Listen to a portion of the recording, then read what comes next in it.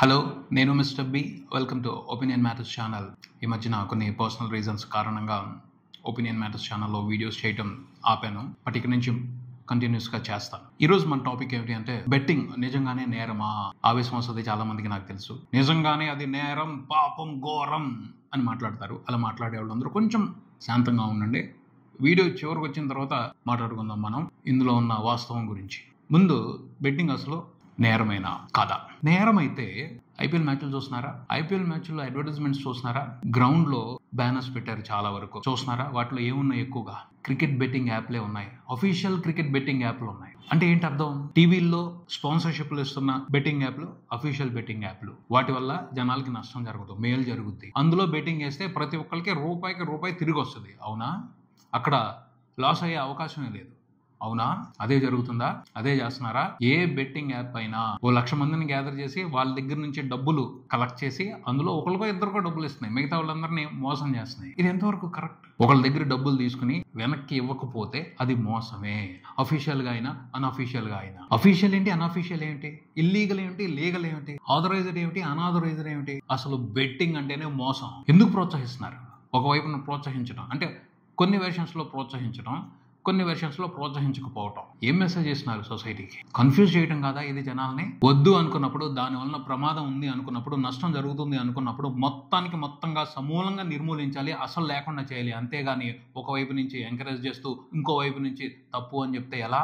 Official గా కొన్నిటిని encourage చేస్తున్నారు. వాళ్ళు కొన్ని లిమిటేషన్స్ పెట్టుకుని తక్కువ నష్టం అయ్యేలాగా జనాల్ని మోసం చేస్తున్నారు. దీన్ని ఉపయోగించుకుని అన్ఆథరైజ్డ్ వ్యవస్థలు ఏర్పడతాయి. వాళ్ళు ఎక్కువ నష్టం జరిగేలాగా జనాల్ని మోసం చేస్తున్నాయి. ఓవరాల్ గా అయితే బెట్టింగ్ మూలంగా జనాలకి మోసమే జరుగుతుంది. తక్కువ మోసం జరగడం ఏంటి, ఎక్కువ మోసం జరగడం ఏంటి?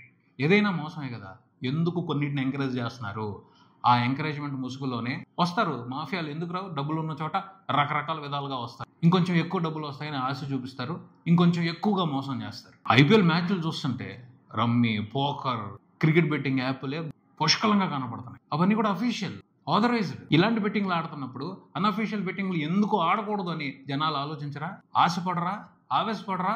మోసపోరా? అలాగే మోసపోతున్నారు. ఇది ఎంతవరకు న్యాయం? ఆలోచించాలి. కొంతమందిని మాత్రమే టార్గెట్ చేస్తున్నారు. యూట్యూబ్ లో ప్రమోషన్స్ చేసిన వాళ్ళు పట్టుకుని వాళ్ళ మీద కేసులు పెడుతున్నారు. ఇది అసలు సమస్యకి పరిష్కారమే కాదు. ఇది నిజంగా తప్పించుకోవటం అంటారు అన్నమాట. వాళ్ళు ఏం చేశారు? తెలియక చేశారు. నిజంగా తెలిసి అయితే చేసింది కాదు. క్రిమినల్ చర్యలు తీసుకుంటారు. దీని వల్ల బోళ్ళంత నష్టం ఉంటుందని వాళ్ళకి తెలిస్తే పొరపాటును కూడా చేసేవాళ్ళు కాదు. తెలియకుండానే చేశారు. ఆశపడ్డారు డబ్బులు వస్తున్నాయని. వాళ్ళని పట్టుకుని వాళ్ళే క్రిమినల్స్, వీళ్ళే నేరస్తులు, వీళ్ళ మూలంగానే వ్యవస్థ చెడిపోతుంది అన్నట్టు బిల్డప్ ఇస్తున్నారు. చూడండి, అంతకు మించిన పాలాయన వదనం ఇంకొకటి ఉండదు. పెద్ద పెద్ద పోలీస్ ఆఫీసర్స్ కూడా వాళ్ళ గురించి మాట్లాడుతున్నారు. వాళ్ళే ఇంతకు మించిన నేరస్తులు ఈ ప్రపంచంలో లేరు అన్నట్టు మాట్లాడుతున్నారు. అసలు చేయాల్సిన పని వాళ్ళు చేయట్లా. అసలు పట్టుకోవాల్సిన వాళ్ళని పట్టుకోవట్లా. జరగాల్సిన నేరం దారుణంగా జరుగుతుంది. అన్అఫీషియల్ క్రికెట్ బెట్టింగ్లు జరుగుతున్నాయి, ప్రతి ఊర్లోనూ జరుగుతున్నాయి. వాటిని ఎవరు పట్టించుకోవట్లా. దాని మూలంగా అప్పులు పాలైపోయి ఆత్మహత్యలు చేసుకుంటున్న వాళ్ళు ఉన్నారు. వాళ్ళని ఆపట్లా, వాళ్ళని కంట్రోల్ చేయట్లా. యూట్యూబ్ లో ఆ యాప్లు ప్రమోట్ చేశారని వీళ్ళ మీద పడుతున్నారు. వీళ్ళ మీద పట్టడం మూలంగా సమస్యకి పరిష్కారం దొరుకుద్దా? పొరపాటును కూడా దొరకదు.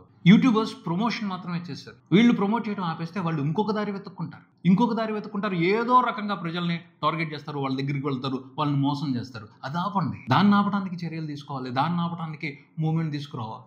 దాన్ని ఆపడానికి ప్రయత్నాలు చేయాలి. కొంతమంది ప్రస్తుతం ఒక ఉద్యమకారులాగా మొదలయ్యారు సోషల్ మీడియాలో. వాళ్ళు ఎవరి మీద ఫైట్ చేస్తున్నారు? యూట్యూబర్స్ మీద ఫైట్ చేస్తున్నారు. వాళ్ళకేం తెలుసు? వాళ్ళు కాదు మెయిన్ కాజ్. వాళ్ళు జస్ట్ పావులు మాత్రమే. వాళ్ళ మీద ఫైట్ చేస్తే ఏంటి ఉపయోగం? వాళ్ళ మీద ఫైట్ చేసి వాళ్ళని అన్పాపులర్ చేసి దాన్ని క్యాష్ చేసుకోవాలని చూస్తున్నారు కొంతమంది. అది సరైన పద్ధతి కాదంటాను నేనైతే. నువ్వు నిజంగా ఫైట్ చేయదలుచుకుంటే గవర్నమెంట్ మీద ఫైట్ చేయి. అసలు ఈ బెట్టింగ్ యాప్లు అనేవి ఉండకూడదని ఫైట్ చేయి. నీకు అంత దమ్ము ధైర్యం ఉంటే. ఆ దమ్ము ఉండదు. గవర్నమెంట్ని క్వశ్చన్ చేసే ధైర్యం ఉండదు. ఎందుకని? అఫీషియల్ బెట్టింగ్ యాప్స్ని ఎంకరేజ్ చేస్తున్నారు. వాటి మూలంగా కూడా చిన్నగానైనా కొంచెంగానైనా మోసం జరుగుతుంది. అది కూడా అన్యాయమే కదా. అందులో నీతి ఏంటి? అందులో న్యాయం ఏమిటి? దాని గురించి ఎవరు ఎందుకు క్వశ్చన్ చేయట్లేదు? కొన్ని బెట్టింగ్ యాప్లని అఫీషియల్ గానే ప్రమోట్ చేస్తున్నారు. ఎక్కడికక్కడ ప్రమోట్ చేస్తున్నారు. అది తప్పు. అసలు ఈ బెట్టింగ్ అనే వ్యవహారమే లేకుండా చేస్తే గోలే ఉండదు కదా. సిగరెట్లని అలాగే ఎంకరేజ్ చేస్తున్నారు. పాన్ మసాలాలని అలాగే ఎంకరేజ్ చేస్తున్నారు. పేర్లు మార్చి, రూపులు మార్చి జనాల్ని మోసం చేస్తున్నారు. అందరికీ కూడా సామాన్యమైన ప్రజల నుంచి డబ్బు అవసరం. ఎందుకంటే సామాన్యమైన జనమే ఎక్కువ మంది ఉంటారు, కోట్ల మంది ఉంటారు. వాళ్ళందరూ తలా రూపాయి వేసినా బోల్డంత డబ్బు వస్తుంది, బోల్డంత ప్రాఫిట్ వస్తుంది. సో వాళ్ళని ఆశ పెడుతున్నారు, వాళ్ళని మోసం చేస్తున్నారు. మోసం చేయడం అనేది ఒక బిజినెస్ అయిపోయింది. దాని గురించి సరిగ్గా క్వశ్చన్ చేయట్లేదు. అరే అసలు సమస్య ఇక్కడ ఉంది అంటే కొసల సమస్యను పట్టుకుని దాన్ని కంట్రోల్ చేసి మేము వ్యవస్థను బాగు చేస్తాం అంటున్నారు. అది జరిగే పని కాదు. ఒక చెట్టుకి ఇన్ఫెక్షన్ వచ్చింది. ఇన్ఫెక్షన్ ఎక్కడ ఉంది? భూమిలో ఉన్న రూట్స్ లో ఉంది. కానీ నువ్వేం చేస్తున్నావు? ఆకులు కట్ చేస్తున్నావు, కొమ్మలు కట్ చేస్తున్నావు, మళ్ళీ కొత్త కొమ్మలు వస్తాయి. కానీ ఇన్ఫెక్షన్ రూట్స్ లో ఉంది. అది మళ్ళీ వచ్చి ఆ ఆకుల్ని ఆ కొమ్మల్ని పాడు చేస్తుంది. నువ్వు ఎప్పటికప్పుడు ఆకుల్ని కొమ్మల్ని మాత్రమే కట్ చేస్తుంటే పర్మనెంట్ సొల్యూషన్ రాదు. శాశ్వత పరిష్కారం కావాలంటే ఏం చేయాలి? రూట్ కాజ్ ఎక్కడ ఉందో వెతికి దాన్ని సమూలంగా నాశనం చేయాలి. అప్పుడు రాదు. మనం అది చేయం. అది జరగట్లేదు. అది చేసే దమ్ము ఎవరికి లేదు. నిజంగా దమ్ము ఉంటే, నిజంగా ధైర్యం ఉంటే గవర్నమెంట్ని క్వశ్చన్ చేయండి. అసలు ముందర మీరు ఆపేసేయండి ఇవన్నీ చేయొద్దు అని. ఆ తర్వాత తీసుకురండి, ప్రతి ఒక్కరి గురించి తీసుకురండి. ఇల్లీగల్గా జరుగుతుంది క్రికెట్ బెట్టింగ్, దారుణంగా జరుగుతుంది. ప్రతి ఊర్లోనూ జరుగుతుంది. చిన్న చిన్న ఊర్లలో కూడా జరుగుతుంది. దాన్ని ఆపడం ఎవరి వల్ల కావట్లేదు. దమ్ముంటే ముందర వాటిని ఆపండి.